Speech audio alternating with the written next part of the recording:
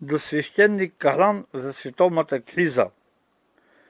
Питаш ме, човече Божий, откъде произхожда сегашната криза и какво означава тя? Кой съм аз да питаш мен за такава голяма тайна? Свети Григорий Богослов казва: говори, когато имаш нещо по-добро от мълчанието. И макар да смятам, че сега мълчанието е по-добро от всяка реч, все пак от любов към теб ще ти напиша какво мисля по този въпрос. Думата криза е гръцка и означава съд. В Светото писание тя се използва многократно. Така, например, псалмопевецът казва: затова нечестивците не ще устоят на съда. На друго място пак: милост и съд ще възпявам. Мъдрият Соломон казва, че съдът на всеки е от Господа. Сам Спасителят казва: Отец предаде целия съд на Сина, и малко по-нататък продължава: сега е съд на този свят.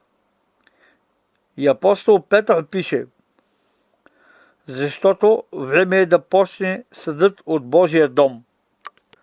Замени думата съд с думата криза и чети: затова нечестивците не ще устоят при криза.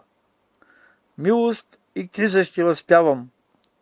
От Господа е кризата на всеки. Отец цялата криза предаде на Сина. Сега е криза на този свят, защото време е да почне кризата от Божия дом. До неотдавна европейските народи употребяваха думата съд вместо криза, когато ги сполетеше някаква неволя. Сега старата дума е заменена с нова и разбираемата с неразбираема. Когато настъпваше суша, хората казваха: съд Божий. Когато имаше наводнение, съд Божий. Когато започваше война или мор, съд Божий. Имаше ли земетресение или градушка, или гъсеници и мишки нападнаха нивите, или се случеше някоя друга беда, отново и винаги съд Божий.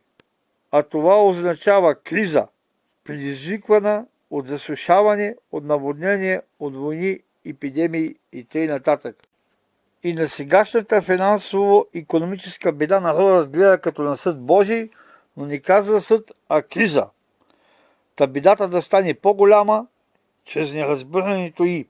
Защото когато се употребяваше разбираемата дума съд, се знаеше и причината за настъпилата беда. Знаеше се и съдията, който я е допуснал. Знаеше се най-сетне и целта, с която е допусната. А когато е употребена думата криза, никой не може да обясни нито защо, нито от кого, нито за какво е допусната тя.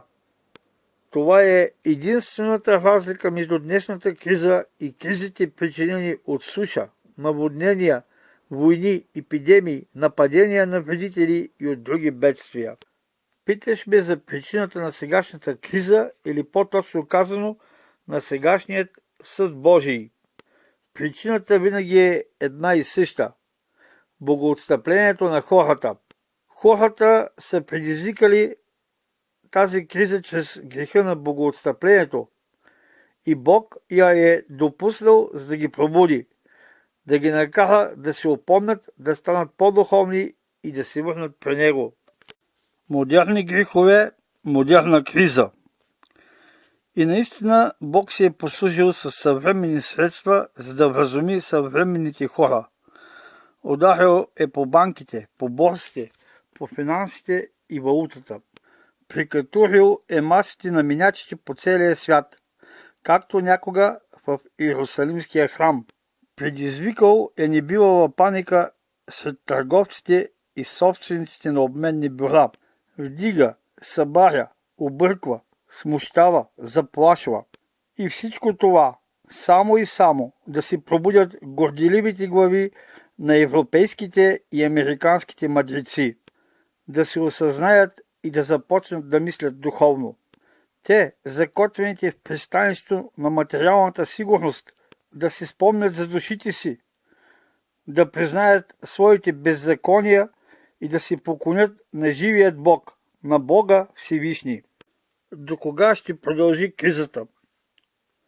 Докато не се промени човешкия дух, докато горделивите виновници за тази криза не капитулират пред Всемогъщия, докато хората и народите не се досетят да преведат на свой език неразбираемата дума криза и не възкликнат с въздишка на покаяние Съд Божий.